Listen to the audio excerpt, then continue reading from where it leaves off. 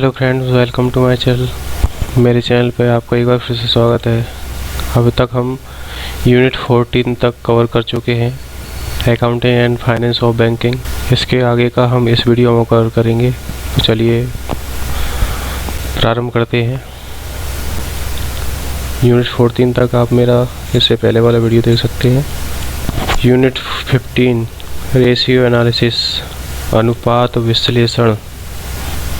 तो दोस्तों, अनुपात विश्लेषण का क्या तात्पर्य है? लेखांकन अनुपात किसी न किसी प्रकार से एक दूसरे से संबंधित लेखांकन आंकड़ों के संबंधों की गणितीय अभिव्यक्ति है। निसंदेह एक दूसरे से संबंध न रखने वाले आंकड़ों की तुलना का कोई तात्पर्य नहीं है। इसके अलावा पूर्ण आंकड़ों की तुलना करने से कोई कार्य सिद्ध नहीं होता। रेशियो एनालिसिस को कितने उसमें वर्गीकरण किया गया है? Accounting ratios are relations expressed in mathematical terms between accounting figures which is meaningful purpose। तो रेशियो एनालिसिस किस लिए है? लेखांकन अनुपात लेखांकन के आंकड़ों के बीच गणितीय संबंधों में व्यक्त संबंध है जो कि सार्थक उद्देश्य के लिए है। अब क्लासिफिकेशन देखें तो क्लासिफिकेशन वर्गीकरण कैसे किया गया है इनका। तो हमने ये पढ़ लिया था कि रेशियो एनालिसिस क्या चीज़ है। अब इसका क्लासिफिकेशन देखते हैं। प्रॉफिट एंड लॉस रेशियो, लाभ हानि खाता अनुपात, ये किस लिए यूज होता है? केवल लाभ हानि खाते के आधार पर गणना के लिए जाने वाले अनुपात को प्रॉफिट एंड लॉस रेशियो कहते हैं। बैलेंस शीट रेशियो, तुलन पत्र अनुपात, अर्थात केवल तुलन पत्र के आधार पर गणना किए जाने वाले अनुपात को तुलन पत्र अनुपात कहते हैं। तीसरा है कंपोजिट और इंटर स्टेटमेंट समस्त अनुपात, अर्थात लाभ हानि खाते और तुलन पत्र दोनों के आधार पर किए जाने वाले अनुपात को कंपोजिट या इंटर स्टेटमेंट अंतर बयान अनुपात कहते हैं। फंक्शनल क्लासिफिकेशन, ये तो दोस्त था आपका परंपरागत वर्गीकरण, अर्थात जो ट्रेडिशनली जो नॉर्मल जो वर्गीकरण रहता है क्लासिफिकेशन, वो अब आपका क्लासिफिकेशन रहेगा किसके आधार पे? फंक्शनल क्लासिफिकेशन, अर्थात क्रियात्मकता के आधार पे। क्रियात्मकता के आधार पे प्रॉफिटेबिलिटी अर्थात लाभप्रदता, turnover oblique activity ratio, turnover या गतिविधि अनुपात। तीसरा है फाइनेंशियल सॉल्वेंसी रेशियो, वित्तीय और संपन्नता या शोधन क्षमता अनुपात। फाइनेंशियल रेशियोज में भी further classified as short term ratio, oblique liquidity ratio और लॉन्ग टर्म सॉल्वेंसी रेशियो। अब जो फाइनेंशियल रेशियो होता है उसको दो भाग बांट सकते हैं। एक है आपका शॉर्ट टर्म रेशियो और दूसरा है लॉन्ग टर्म रेशियो, अर्थात अल्पावधि शोधन क्षमता अनुपात। इसमें अल्पावधि में फर्म की वित्तीय स्थिति या शोधन क्षमता प्रकट करता है। कुछ लेखाकार इन्हें तरलता अनुपात कहते हैं। दूसरा है दीर्घावधि शोधन क्षमता अनुपात। दीर्घावधि में फर्म की वित्तीय स्थिति या शोधन क्षमता प्रकट करता है। कुछ लेखाकार इसे शोधन क्षमता अनुपात कहते हैं। Return on capital employed, return on capital employed, नियोजित पूंजी पर रिटर्न। दोस्तों, जो क्लासिफिकेशन होते हैं लेखांकन अनुपात, इनका यूज क्या है? ये आपके यूज होते हैं वित्तीय विवरणों को सरल करने में, और फर्मों के मध्य तुलना करना संभव होता है इनसे, और फर्म के अंदर की तुलना करना संभव होता है, फर्मों के मध्य और फर्म के अंदर, और इसके अलावा योजना बनाने में सहायक होते हैं। और लेखांकन अनुपातों की सीमाएं क्या क्या हैं?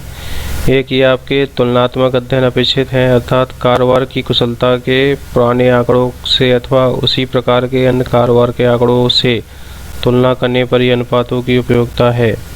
और दूसरा है वित्तीय विवरणों की सीमाएं। अनुपात की गणना उन्हीं सूचनाओं के आधार पर की जाती है जो वित्तीय विवरण में दर्ज होती हैं। ये इसकी लिमिटेशंस है। और तीसरा है केवल अनुपात ही पर्याप्त नहीं है। व्यवसाय की अच्छी या खराब स्थिति के बारे में निर्णय लेने में अनुपात केवल संकेतक हो सकते हैं और इन्हें अंतिम निष्कर्ष नहीं माना जाता है। माना जा सकता है। और विंडो ड्रेसिंग एक जो शब्द है, इस शब्द का तात्पर्य है कि लेखाओं में इस प्रकार का दक्ष प्रयोग जिससे कि महत्वपूर्ण तथ्य छिप जाए तथा वित्तीय स्थिति वास्तविकता की अपेक्षा बेहतर दिखाई दे। इस स्थिति में कोई विशेष अनुपात अच्छे या खराब प्रबंधन का संकेतक नहीं हो सकता। तो दोस्तों, पहला रेशियो क्या है? रिटर्न ऑन कैपिटल एम्प्लॉयड, समग्र लाभप्रदता अनुपात या नियोजित पूंजी पर रिटर्न। इसमें क्या होता है? EBIT अर्थात earnings before interest and taxes, परिचालन लाभ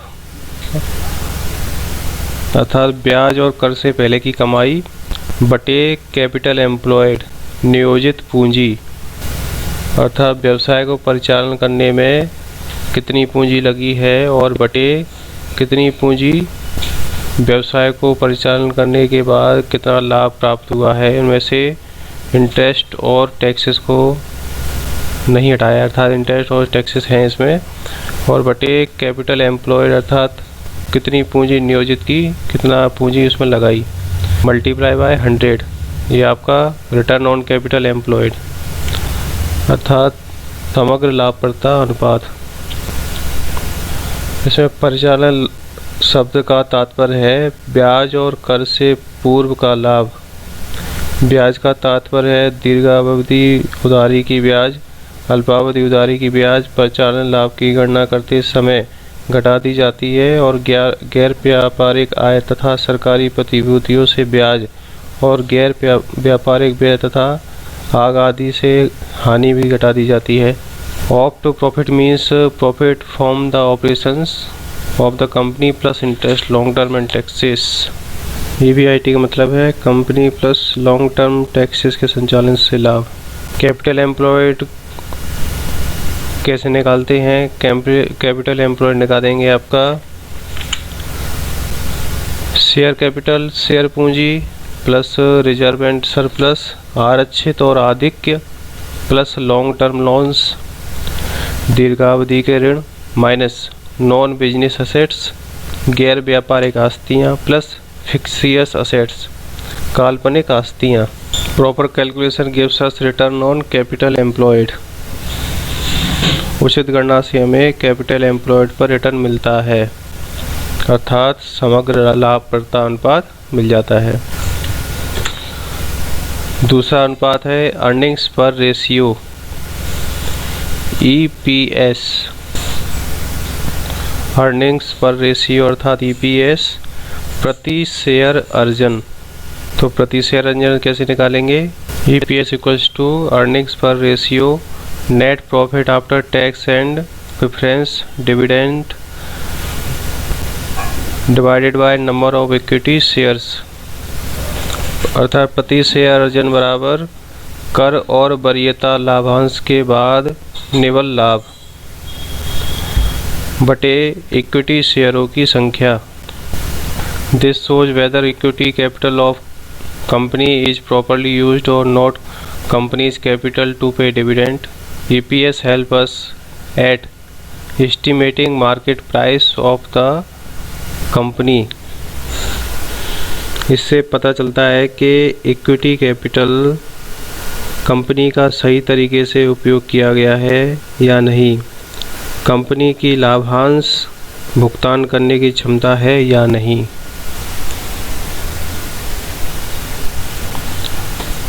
अतः इस किस चीज़ में हेल्प करता है?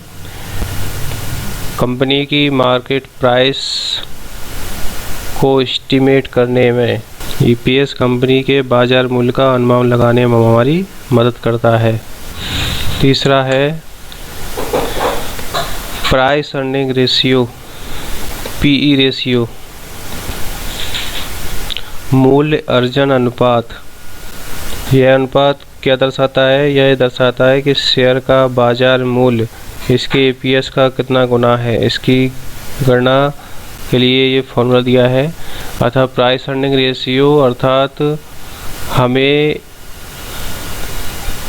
1 रुपये कमाने के लिए कितना रुपये इन्वेस्ट करना पड़ेगा। मान लीजिए किसी शेयर की प्राइस 10 रुपये है ₹10 है और हमें 1 रुपया कमाने के लिए 10 रुपये लगानी पड़ रहे हैं। तो इसका फॉर्मूला क्या है? Market price of per equity share, प्रति इक्विटी शेयर बाजार मूल्य बटे EPS, earnings per share, helps to decide whether to buy share of a company, तय करने में मदद करता है कि किसी कंपनी का शेयर खरीदा जाए या नहीं खरीदा जाए। जैसे कि अभी मैंने थोड़ी देर पहले आपको बताया था कि इससे हमें ये मदद मिलती है कि हमें अर्न करने के लिए, अर्थात मान लीजिए हमें जैसे कि अगर 1 रुपये कमाना है तो किसी शेयर की प्राइस अगर 100 रुपये है तो हमें 100 रुपये इन्वेस्ट करने पड़ेंगे। किसी शेयर की प्राइस 10 रुपये है तो हमें 10 रुपये इन्वेस्ट करने पड़ेंगे, अर्थात 1 रुपये कमाने के लिए। चौथा है ग्रॉस प्रॉफिट रेशियो, सकल लाभ अनुपात।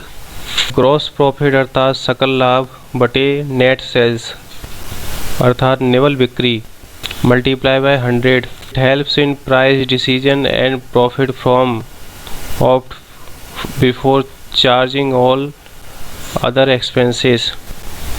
ये किस चीज़ में मदद करता है हमें? इस अनुपात से यह पता चलता है कि प्रति इकाई बिक्री मूल्य बिना हानि उठाए कितना कम किया जा सकता है। इससे यह भी पता चलता है कि माल का औसत मार्कअप बना रह रहा है, अर्थात मूल्य निर्धारण और लाभ में मदद करता है अन्य सभी खर्चों को चार्ज करने से पहले। नेट प्रॉफिट रेशियो, ये आपका ग्रॉस प्रॉफिट रेशियो है। यहाँ पे हमने ग्रॉस प्रॉफिट लिया था, अब नेट प्रॉफिट रेशियो में नेट प्रॉफिट लेंगे तो नेट प्रॉफिट और नेट ऑपरेटिंग प्रॉफिट बटे net sales multiply by trade. ये यहाँ तक हमारे सारे प्रॉफिटेबिलिटी वाले रेशियो थे प्रॉफिट निकालने के। अब अगला आता है सॉल्वेंसी रेशियो अर्थात शोधन क्षमता अनुपात। इसमें पहला है लॉन्ग टर्म सॉल्वेंसी रेशियो अर्थात दीर्घावधि शोधन क्षमता अनुपात। दीर्घावधि शोधन क्षमता अनुपात में व्यवसाय की दीर्घावधि शोधन क्षमता का निर्णय करने में मदद करता है। तो इसमें पहला है अचल आस्ती अनुपात, फिक्स्ड असेट्स रेशियो। ये अनुपात कैसे निकालते हैं? आपका फिक्स्ड असेट्स बटे लॉन्ग टर्म फंड अर्थात अचल आस्ती बटे दीर्घावधि निधियाँ। Long term funds the ratio should not be more than 1 अर्थात लॉन्ग टर्म का जो रेशियो है वो 1 से ज़्यादा नहीं होना चाहिए। और if it is less than 1 then it indicates parts of working capital financed through long term funds that is we may call core working capital. यदि यह रेशियो 1 से कम है तो लॉन्ग टर्म फंड्स के माध्यम से कार्यशील पूंजी के वित्त पोषित हिस्से को इंगित करता है, अर्थात हम कोर बैंकिंग कैपिटल कह सकते हैं। इसे क्या कहते हैं? कोर बैंकिंग कैपिटल कह सकते हैं। दूसरा है डेब्ट इक्विटी रेशियो अर्थात ऋण इक्विटी अनुपात। डी अर्थात डेब्ट इक्विटी रेशियो कैसे निकालेंगे? आपका टोटल लॉन्ग टर्म डेब्ट बटे टोटल लॉन्ग टर्म फंड अर्थात कुल दीर्घावधि ऋण बटे कुल दीर्घावधि निधियाँ। एक रेशियो इसमें ऐसे निकाला जाता है। दूसरा रेशियो निकालते हैं इसमें ई रेशियो। दूसरा रेशियो टोटल लॉन्ग टर्म डेब्ट अर्थात टोटल लॉन्ग टर्म डेब्ट बटे शेयर्स फंड कुल दीर्घावधि ऋण बटे शेयर धारकों की निधियाँ। सेकंड है डीई रेशियो डेब्ट equity ratio total long term डेब्ट बटे शेयर होल्डर्स फंड कुल दीर्घकालिक ऋण बटे अंशधारियों की निधि। डेब्ट सर्विस कवरेज रेशियो ऋण सेवा कवरेज अनुपात कैसे निकालते हैं? कैश प्रॉफिट अवेलेबल फॉर डेब्ट service upon interest plus installment अर्थात ऋण सेवा के लिए उपलब्ध नगद लाभ बटे ब्याज प्लस किस्त। B short term solvency ratio लघु अवधि सॉल्वेंसी अनुपात कैसे निकालते हैं? पहला करंट रेशियो में करंट एसेट्स बटे करंट लायबिलिटीज, अर्थात वर्तमान निधि बटे वर्तमान देयता है। इसका रेशियो जो आइडल रेशियो कितना होता है 2, और बैंकों में एक्सेप्ट कितना किया जाता है 1.33। Liquidity ratio oblique asset test और क्विक रेशियो ये कैसे निकालते हैं, लिक्विड एसेट्स बटे करंट लायबिलिटीज, अर्थात तरल संपत्ति बटे वर्तमान में दायित्व। टर्नओवर रेशियो कैसे निकालेंगे, टर्नओवर रेशियो में stock turnover ratio, stock turnover ratio होता है cost of goods sold during the year, अर्थात वर्ष के दौरान बेची गई वस्तुओं की कीमत या लागत बटे एवरेज इन्वेंट्री, औसत इन्वेंट्री। डेटर्स टर्नओवर रेशियो कैसे निकालेंगे, या डेटर वेलोसिटी कहते हैं जिसको, क्रेडिट सेल्स बटे average accounts receivable, credit sales बटे औसत प्राप्त खाते। डेटर्स कलेक्शन पीरियड कैसे निकालेंगे, मंथ्स और days in a year upon debtors turnover, साल में महीने या दिन बटे डेटर्स का टर्नओवर। या फिर अकाउंट रिसीवेबल प्राप्त खाते बटे एवरेज मंथली और डेली क्रेडिट सेल्स, औसत मासिक या दैनिक क्रेडिट बिक्री। फिक्स्ड एसेट्स टर्नओवर रेशियो कैसे निकालेंगे, cost of goods sold upon net fixed assets, बेचे गए माल की लागत बटे शुद्ध अचल संपत्ति, शुद्ध अचल संपत्ति। अगला है calculate the following ratios for by E March, यानी कि ईयर एंड मार्च 2014 और 2015। तो ईयर एंड में कौन कौन से रेशियो आपके कैलकुलेट किए जाते हैं, return on capital employed, second current ratio, अगला डेब्ट equity ratio, A return on capital employed पर रिटर्न, बी करंट रेशियो वर्तमान अनुपात, सी डेब्ट इक्विटी रेशियो ऋण इक्विटी अनुपात, D fixed assets turnover ratio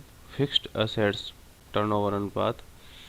अगला inventory turnover ratio inventory turnover अनुपात। अगला अर्निंग पर शेयर प्रति शेयर कमाई। बैलेंस शीट कैसे फाइंड आउट करते हैं, ये सारा इसमें एग्जाम्पल के द्वारा बताया हुआ है। ये balance sheet at 31 March, balance sheet at 31 March. Capital employed EBID क्या होती है, पूंजी नियोजित EBID earning equals to earnings before interest and tax, ब्याज और कर से पहले की कमाई। ये आपका पूरी कैलकुलेशन दी हुई है, यहाँ पे पूरा कैलकुलेट किया गया है, सारे रेशियोज वगैरह इसमें फाइंड आउट किए गए हैं। जो ऊपर फॉर्मूले थे वह सारे फॉर्मूलों के द्वारा बैलेंस शीट बनाने में यूज किया गया है। नेक्स्ट है unit 16 final accounts of banking companies, अर्थात बैंकिंग कंपनियों के अंतिम खाते।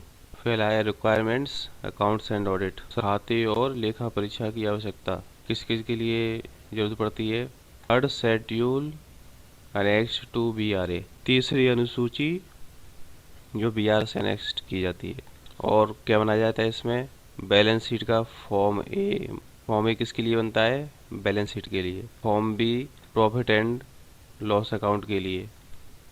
और ऑडिट और submission of accounts RBI within 3 months, खातों का सबमिशन कहाँ पे, आरबीआई में 3 महीने के अंदर।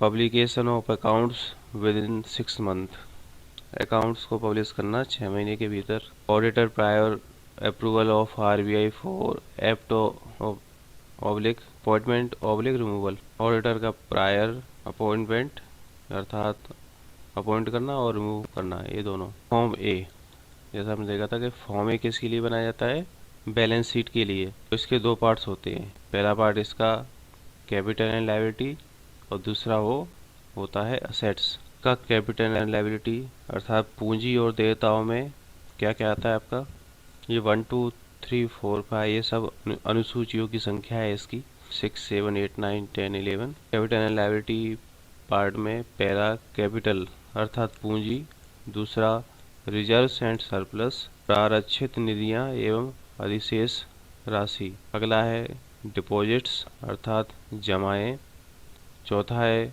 बोरोइंग्स, पांचवा है अदर लायबिलिटी एंड प्रोविजंस अन्य देयताएं और प्रावधान। असेट साइड में कौन कौन से फील्ड होते हैं आपके, कैश एंड बैलेंस RBI, भारतीय रिजर्व बैंक के पास नगद व शेष। 7. Balances with banks and money at call and SN, बैंकों में शेष और मांग व अल्प सूचना पर उपलब्ध राशि। 8. इन्वेस्टमेंट यानी कि निवेश। एडवांसेस यानी कि अग्रिम। फिक्स्ड असेट्स यानी कि अचल आस्तियाँ। अदर असेट्स यानी कि अन्य आस्तियाँ। यह आपकी बैलेंस शीट तथा तुलन पत्र। फॉर्म ए, डिमांड डिपॉजिट, मांग जमा। इसमें क्या क्या है आपका? क्रेडिट बैलेंस इन ODCC में क्रेडिट बैलेंस, और deposits payable eight call over due deposits तथा मांग अतिदेय जमा पर देय जमा। इनऑपरेटिव करंट अकाउंट्स जो इनऑपरेटिव हैं। मेच्योर्ड टाइम डिपॉजिट्स, परिपक्व समय जमा। मेच्योर्ड कैश सर्टिफिकेट, परिपक्व नकद प्रमाण पत्र। मेच्योर्ड सर्टिफिकेट ऑफ डिपॉजिट्स, जमा का परिपक्व प्रमाण पत्र। कॉन्टिजेंट लायबिलिटीज कौन कौन सी होती है? कॉन्टिजेंट अर्थात आकस्मिक देयताएं। इसका शेड्यूल 12 में क्या क्या है आपका? Claims against bank not acknowledged at डेब्ट, बैंक के खिलाफ दावा ऋण के रूप में स्वीकार नहीं किया गया। Liability for partly paid shares, आंशिक रूप से भुगतान किए गए शेयरों के दायित्व। Liability on account of outstanding forward exchange contracts, बकाया और अग्रेसित विनिमय अनुबंधों के कारण देयताएं। Acceptance, endorsement and other obligations, स्वीकृति, समर्थन और अन्य दायित्व। Other items for which bank is contingently liable, अन्य वस्तुएं जिनके लिए आकस्मिक रूप से उत्तरदायी है। फॉर्म बी किसके लिए प्रयोग किया जाता है? प्रॉफिट एंड लॉस के लिए। तो इसमें क्या क्या लिया जाता है? पहला है इसमें इनकम अर्थात आय में क्या है आपका? इंटरेस्ट अर्न और अदर इनकम। ये आपका शेड्यूल 13 अर्थात अनुसूची 13 और अनुसूची 14। अगला है आपका एक्सपेंडिचर में इंटरेस्ट एक्सपेंडेड, खर्च किया गया ब्याज। ऑपरेटिंग एक्सपेंसेस, परिचालनगत व्यय। प्रोविजंस फॉर कॉन्टिजेंसीज, प्रावधान और आकस्मिकताएं। यह आपका शेड्यूल 15 और शेड्यूल 16। अगला है प्रॉफिट एंड लॉस, लाभ व हानि। उसके बाद एप्रोप्रिएशंस, विनियोग और सिग्निफिकेंट अकाउंटिंग पॉलिसीज। यह आपका शेड्यूल 17 में आता है अर्थात महत्वपूर्ण लेखा नीतियाँ और notes forming part of accounts, खातों का हिस्सा बनने वाले नोट्स। शेड्यूल 18 बताइए अदर इनकम में आपका क्या लिया जाता है? प्रॉफिट ऑन एक्सचेंज ट्रांजैक्शन अर्थात विनिमय लेन देन पर लाभ।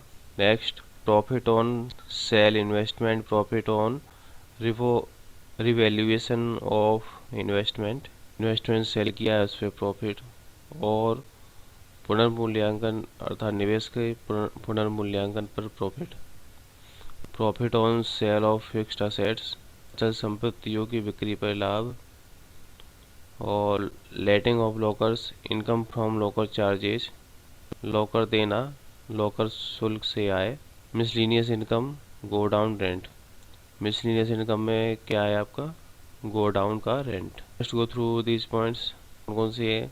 Government securities shown at book value and difference between MB and BB is given in the notes, सरकारी प्रतिभूतियों को बुक वैल्यू और भिन्नता पर दिखाया गया है, MB और BB के बीच नोट्स में दिया गया। Some fixed assets are on revaluation of assets reduction of capital every after what should show the revised figure for next 5 years with the date and amount revised। यदि कुछ अचल संपत्तियां में संपत्ति के मूल्यांकन पर ऑब्लिक पूंजी की कमी हो तो के बाद अगले 5 साल के लिए संशोधित आंकड़ा दिखाएं। संशोधन किसी के साथ? डेट और अमाउंट के साथ। Other fixed assets includes vehicles, furniture and fixtures, lockers and safe deposit vaults are included in furniture।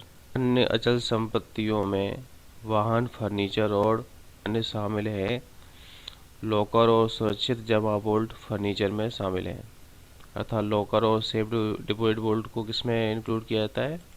Locker और सेफ डिपॉजिट वोल्ट को भी फर्नीचर में इंक्लूड किया जाता है। 20% to reserve fund before declaring dividend, अर्थात डिविडेंड डिक्लेयर करने से पहले 20% फंड रिजर्व।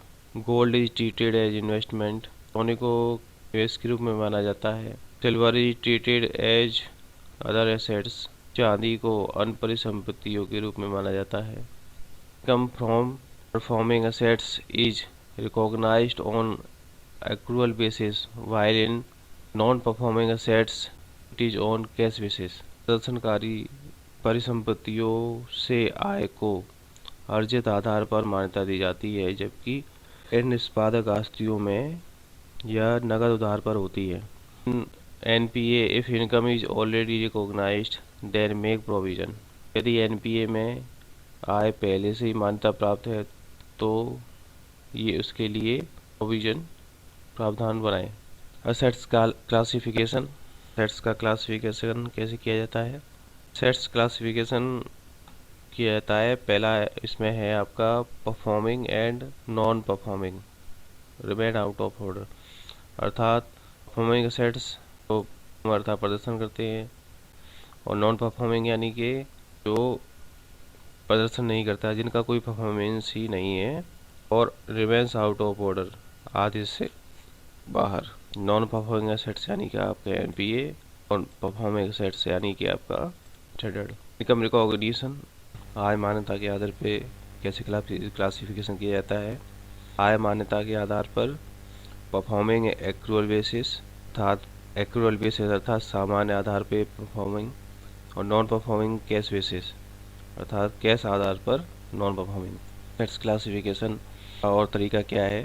स्टैंडर्ड 0.4%, 0.4% पर स्टैंडर्ड, और ये स्टैंडर्ड यानी कि अनसिक्योर्ड। सब स्टैंडर्ड या अनसिक्योर्ड में आपका 25% और सिक्योर्ड में 15% देते हैं। फुल एसेट्स में क्या होता है? डाउटफुल एसेट्स में अनसिक्योर्ड का 100%, सिक्योर्ड साल तक 25%, 1 से 3 साल तक 40%, और 3 से अधिक साल के लिए %। लॉस एसेट्स क्या होता है? लॉस एसेट्स यानी कि पूरा 100% आपका एसेट्स का क्लासिफिकेशन है। का परफॉर्मिंग एसेट्स यानी कि मानक आस्ती, नॉन परफॉर्मिंग यानी कि अमानक आस्ती यानी कि एनपीए, और डाउटफुल यानी कि संदिग्ध आस्ती। स्टैंडर्ड यानी कि मानक आस्ती, सब स्टैंडर्ड यानी कि अमानक आस्ती। इसमें भी आपके प्रावधान और नियमानुसार अतिरिक्त प्रावधान है। उसमें अनसिक्योर्ड में 25% और सिक्योर्ड में 15%। संदिग्ध आस्ती यानी कि वही डाउटफुल एसेट्स, इसमें अनसिक्योर्ड में 100% लेती है, सिक्योर्ड में 25% 1 साल तक, 1 से 3 साल तक 40%, और 3 साल से अधिक के लिए 100%। हानि आस्ती यानी कि इसमें पूरा 100% लेती है। SLR and non SLR deposit. SLR non SLR deposit में क्या क्या है आपका? वैल्यू टू मैच्योरिटी, अर्थात परिपक्वता के लिए जो हेल्ड अर्थात आयोजित किया गया है। Investment should not exceed 25% of total investment. कुल निवेश है वो आपका 25%, अर्थात इन्वेस्टमेंट है वो टोटल इन्वेस्टमेंट का 25% से ज़्यादा नहीं होना चाहिए। No marked to market profit on sale traded as reserve, reserve के लिए भी बिक्री को कैप के रूप में माना जाता है, का हेल्ड टू मेच्योरिटी में आ गया। अगला है available for sale. Available for sale में अवेलेबल यानी कि स्वतंत्र रूप से जो अवेलेबल है। मार्क टू मार्केट, अर्थात बाजार को मार्क करने के लिए, और profit on sale of investment taken to profit and loss, निवेश की बिक्री पर लाभ, प्रॉफिट एंड लॉस और प्रॉफिट एंड लॉस अकाउंट। इसी तरह से हेल्ड फॉर ट्रेडिंग पर के लिए आयोजित किया गया है, जैसे अर्थात फ्रीडम अवेलेबल यानी स्वतंत्र रूप से उपलब्ध है to market to be sold within 90 days. बाजार में दी किया गया 90 दिनों के अंदर बेचा जाना चाहिए। आता है बेसेल के नियम, by Basel norms. Basel norms का क्या मतलब है? Basel norms are international banking regulation issued by Basel Committee on Banking Supervision CBS। Basel जो नॉर्म्स हैं वो आपके अंतर्राष्ट्रीय बैंकिंग रेगुलेशन द्वारा इशूड किए जाते हैं, अर्थात किसके द्वारा? Basel committee of banking supervision अर्थात BCBS द्वारा। बासेल वन कब आया था?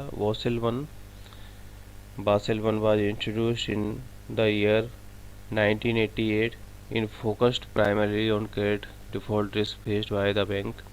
As per Basel I, all banks were required to maintain a capital adequacy ratio of 8%. India में कितना किया जाता है? 9%। India adopted Basel in 1999। Basel I को 1988 में इंट्रोड्यूस किया गया था। किसके लिए? ये प्राइमरी जो बैंक जो रिस्क फेस करते हैं उसके लिए। अंदर क्या होता है? इसके अंतर्गत हर बैंक को एक कैपिटल एडिक्वेसी रेशियो अर्थात CAR मेंटेन करना पड़ता है। वो कितना है? 8%। और इंडिया में कितना करना पड़ता है? 9%। इंडिया द्वारा कब एक्सेप्ट किया गया है ये? 1999 में।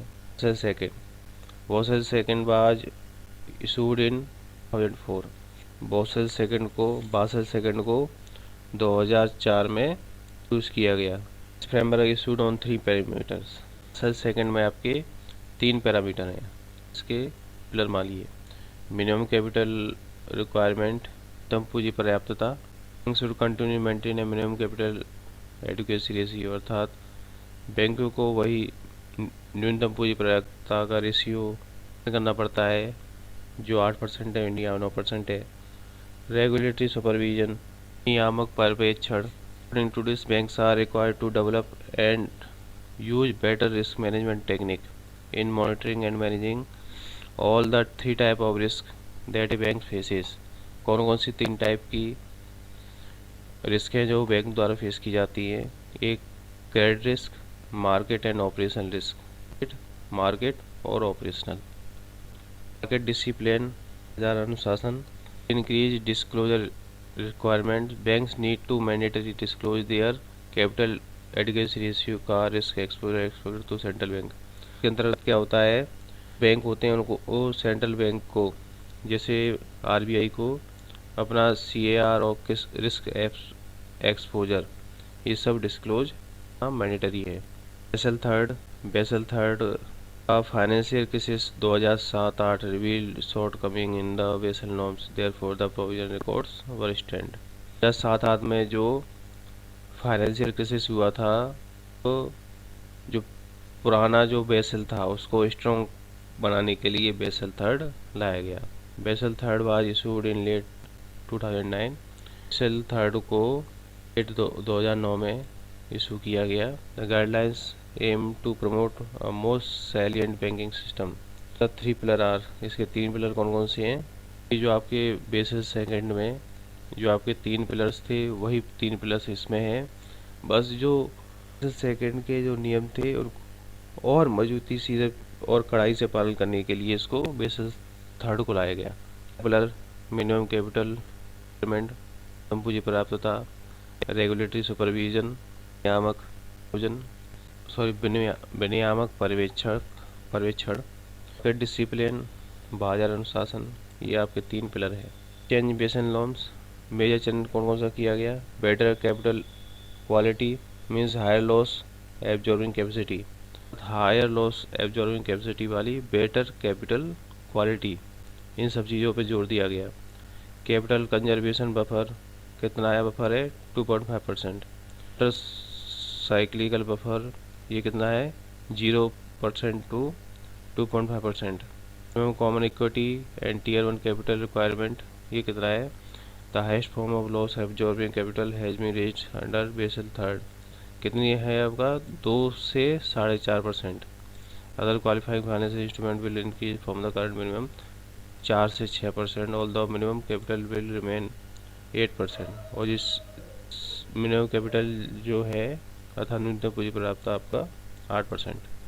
लेवरेज रेशियो कितना है? लेवरेज रेशियो बैंकिंग सेक्टर में ग्लोबल बेसिस पे किया गया 3%। लिक्विडिटी रेशियो ये 2015-18 में लाया गया। Systematically important financial institution part of micro prudential framework. तो दोस्तों जो बासेस में जो मेन पॉइंट थे वो यहाँ पर कवर किए गए हैं। बाकी का डिटेल में आपको principle and practice of banking में भी आपका बासेल के बारे में पूरा डिटेल से समझाया गया है। मेन पॉइंट थे वो इसमें कवर कर लिए हैं। अगले 17 एंड 18 17 और 18 अर्थात यूनिट 17 और 18 में दोनों में आपके कंपनियों के अकाउंट दिए गए हैं। कंपनी अकाउंट, कंपनी खाते। कंपनी अकाउंट्स क्या होता है दोस्तों? कंपनी उन व्यक्तियों का संघ है जो रकम या रकम की कीमत का कुछ और अंशदान के रूप में लाते हैं और साझा उद्देश्य के लिए उसका उपयोग करते हैं। यह विधि द्वारा सृजित और विधि द्वारा कार्यान्वित होती है। यह ठीक एक व्यक्ति की तरह एक विधिक व्यक्ति होती है, किंतु इसका कोई शारीरिक अस्तित्व नहीं होता है। Of joint stock company. Joint stock company की क्या क्या विशेषताएं हैं? कॉरपोरेटेड एसोसिएशन, निगमित संघ, व्यक्तियों का पंजीकृत निकाय होती है नियम के अंतर्गत 1956 कंपनी एक्ट के अंतर्गत इसको रजिस्टर करना अर्थात पंजीकरण करना अनिवार्य है। नेक्स्ट है आर्टिफिशियल पर्सन अर्थात कृत्रिम व्यक्ति। यह विधि द्वारा सृजित कृत्रिम व्यक्ति होता है। इसके सदस्यों से इसका अलग रूप होता है। यह संविदा कर सकती है, कॉमन संपत्ति खरीद व बेच सकती है, वाद दायर कर सकती है और इसके ऊपर वाद दायर किया जा सकता है। यहाँ तक कि एक सदस्य भी कंपनी के साथ करार कर सकता है। नेक्स्ट है परपेचुअल सक्सेशन, शाश्वत उत्तराधिकार। कंपनी का शाश्वत उत्तराधिकार होता है। किसी शेयर धारक की मृत्यु या दिवालिया कंपनी के अस्तित्व को प्रभावित नहीं करता। नेक्स्ट है कॉमन सील, सामान्य मोहर।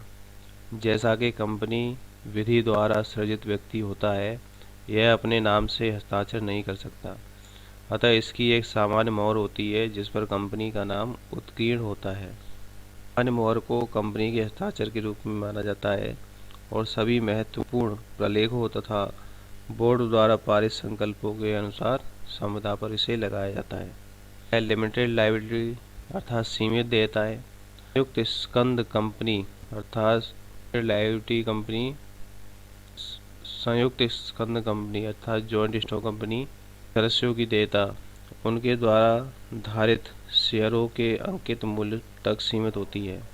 संशोधन बिल 2003 में उल्लिखित है कि कोई कंपनी निजी या सार्वजनिक अपनी न्यूनतम प्रदत्त पूंजी बढ़ाने में अर्थात 1 लाख या 5 लाख रुपए तक जैसा भी मामला हो असफल रहती है, तो प्रत्येक निदेशक या प्रबंधक या शेयर धारक की असीमित देयता होगी।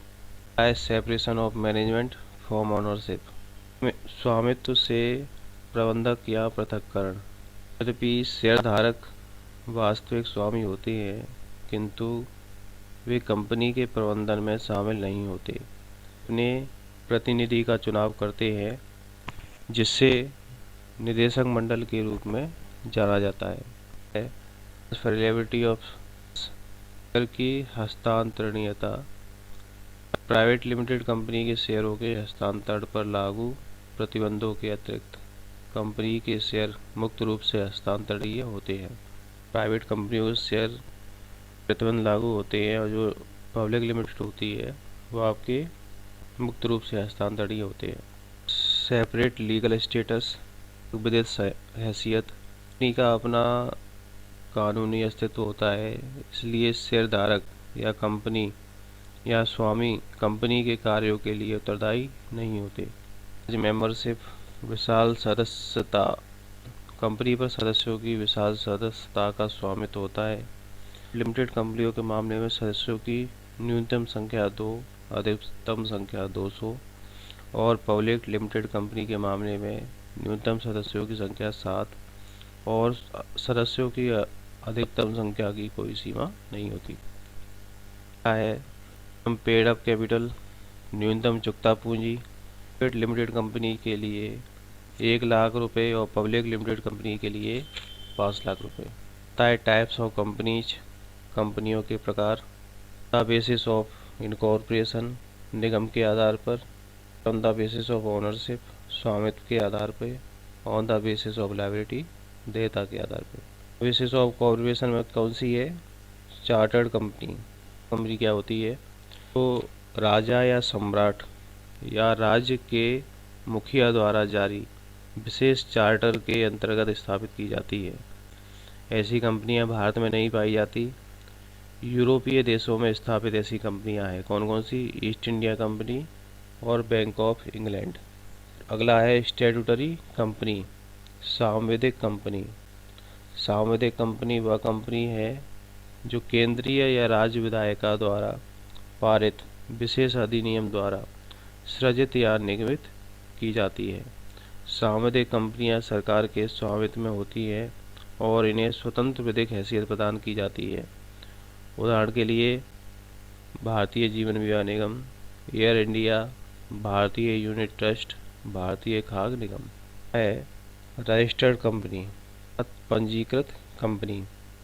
कंपनी अधिनियम के प्रावधानों के अंतर्गत पंजीकृत कंपनी को पंजीकृत कंपनी के रूप तथा कंपनी के प्रावधानों के अंतर्गत पंजीकृत कंपनी को पंजीकृत कंपनी माना जाता है। मैं भारतीय कंपनी अधिनियम के अंतर्गत पंजीकृत कंपनियां कौन कौन सी है?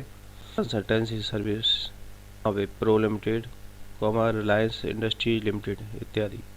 फॉरेन कंपनी अर्थात विदेशी कंपनियां। विदेशी कंपनी वह कंपनी है जो भारत के बाहर निगमित है किंतु उसके व्यवसाय का स्थान भारत में भी है। उदाहरण के लिए हांगकांग और Shanghai bank corporation. Basis of ownership, स्वामित्व के आधार पर कौन कौन सी होती है? लिमिटेड। लिमिटेड वह कंपनी है जिसमें सदस्यों की अधिकतम संख्या 200, न्यूनतम संख्या 2 और शेयरों के हस्तांतरण के अधिकार और शेयरों के अभिधान के लिए जनता को आमंत्रण पर अपने अनुच्छेद द्वारा प्रतिबंध लगाती है। लिमिटेड कंपनी भारतीय कंपनी अधिनियम 2013 धारा 71 कंपनी की परिभाषा के अनुसार उस कंपनी के रूप में करती है जो प्राइवेट कंपनी नहीं है। इसका आशय सदस्यों की संख्या पर कोई प्रतिबंध नहीं होता और शेयर मुक्त रूप से हस्तांतरित होते हैं। नेक्स्ट है गवर्नमेंट कंपनी, सरकारी कंपनियां।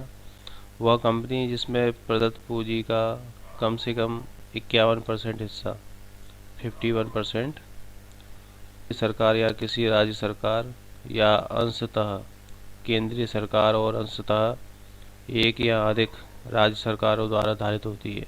ये सरकारी कंपनियां होती है। होल्डिंग कंपनी, सहायक कंपनी।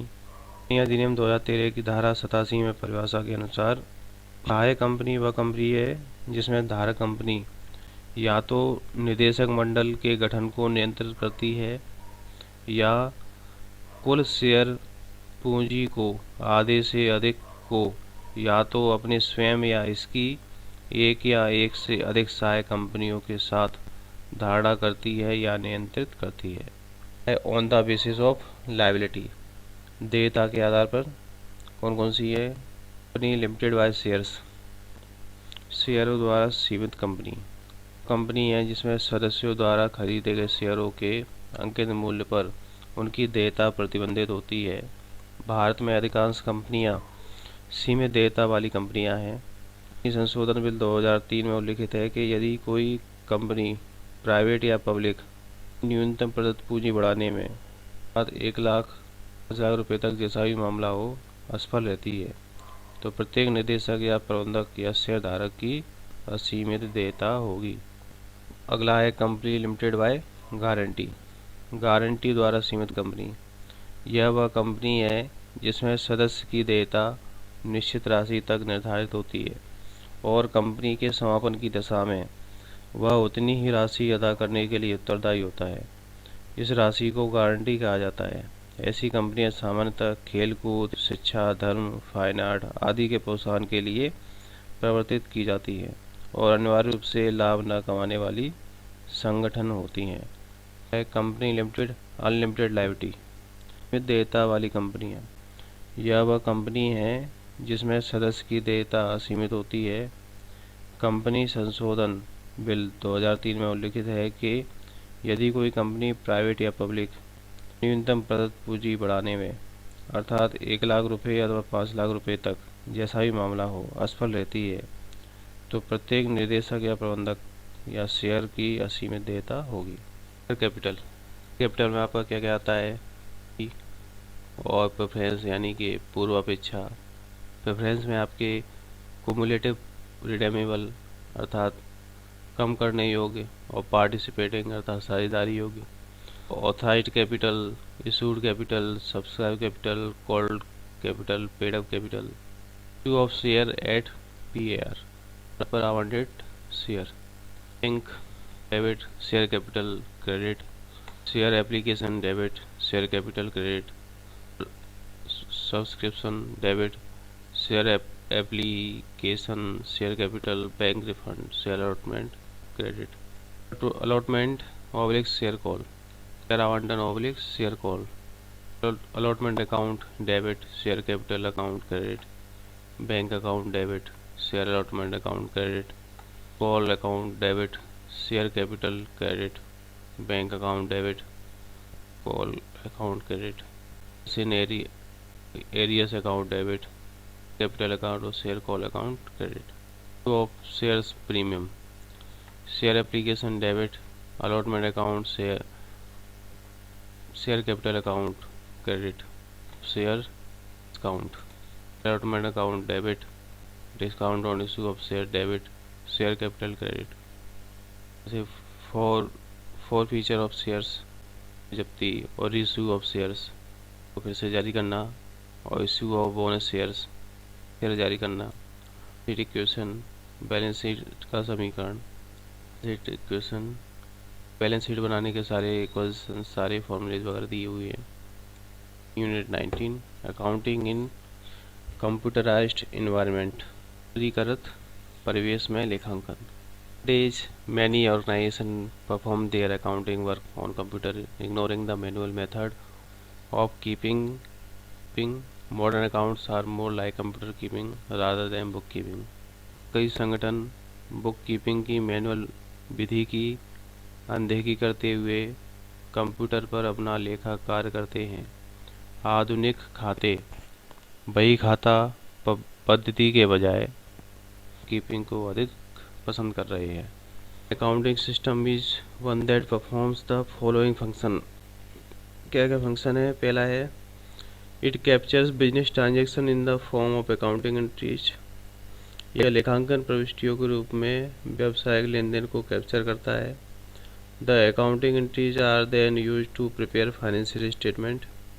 वित्तीय विवरण तैयार करने के लिए लेखांकन प्रविष्टियों का उपयोग किया जाता है। The financial statements are prepared based on accounting standard. वित्तीय विवरण लेखांकन मानकों के आधार पर तैयार किए जाते हैं। Various financial reports are prepared from the data available in the financial statement. वित्तीय विवरणों में उपलब्ध आंकड़ों से विभिन्न वित्तीय रिपोर्ट तैयार की जाती हैं। Computer accounting systems run based on a set of instruction called the software programs by a person who is a computer software professional and he is called the program.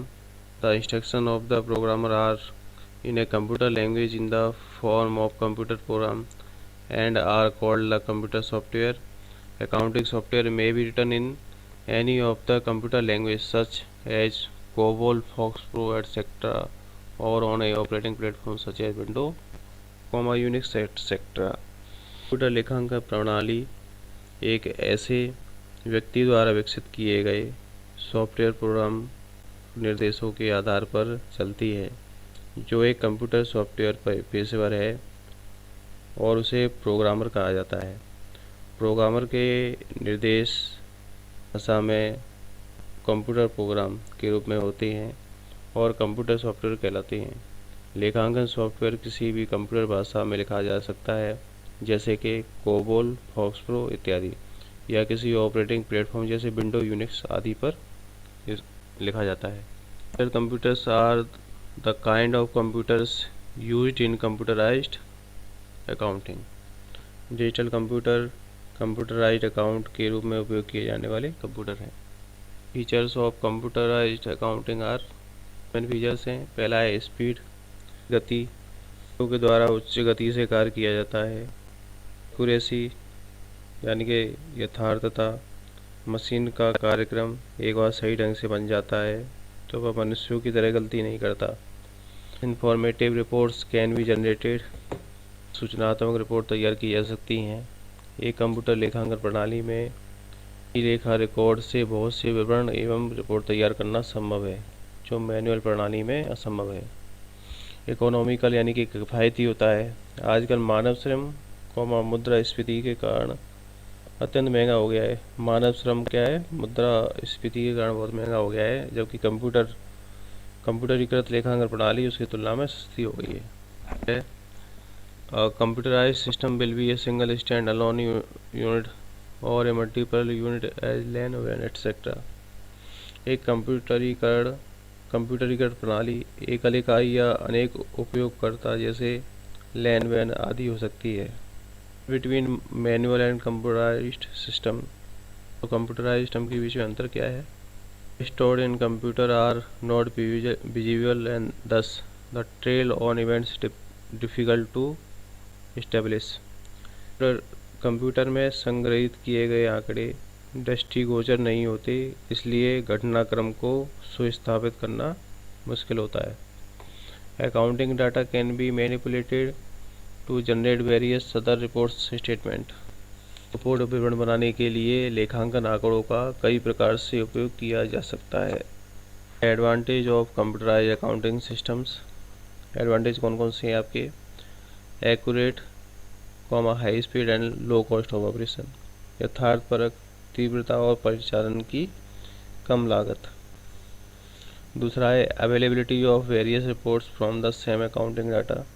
एक ही लेखांकन आंकड़ों से विविध रिपोर्टों की उपलब्धता। एरर फ्री अकाउंटिंग यानी कि अशुद्धि रहित लेखांकन है। Automatic completion of all records by feeding only one entry into the computer.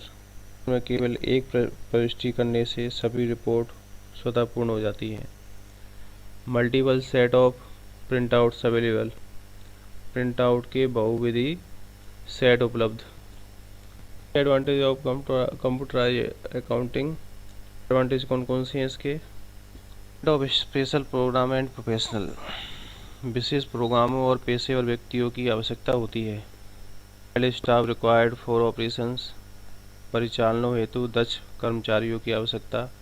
Computer peripherals and stationery के उपकरण और लेखन सामग्री की अधिक लागत। Backup is required as data may be lost for various reasons. नियमित बैकअप की आवश्यकता होती है क्योंकि डाटा विविध कारणों से लुप्त हो सकता है। कंप्यूटर वायरस का भी के जोखिम का भी सामना करना पड़ता है।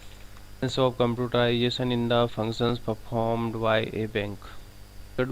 कंप्यूटरीकरण बैंकिंग में गुंजाइश एवं अनुभव है। Computerised bank operation. कंप्यूटरीकृत बैंक परिचालन है। बैंकों ने कोर बैंकिंग सॉल्यूशन CBS अपनाया है। जमा स्वीकार करने, दर्ज करने, धन प्रेषण, बिल संग्रह, चेक समाशोधन, स्थायी अनुदेशन, सुरक्षित जमा कक्ष का परिचालन नियंत्रण, कार्य को विवरणियाँ भेजना जैसे कार्यों को कंप्यूटरीकृत किया गया है। Computerised accounting. कंप्यूटरीकृत लेखांकन परीक्षा। बैंकों में लेन देन का लेखांकन भारी मात्रा में होता है और दैनिक आधार पर उसे पूरा करना बहुत जरूरी होता है, जिससे निधि की स्थिति, खाते की स्थिति का पता लगाया जा सके। डिपॉजिट, जमा राशि स्वीकृति करना।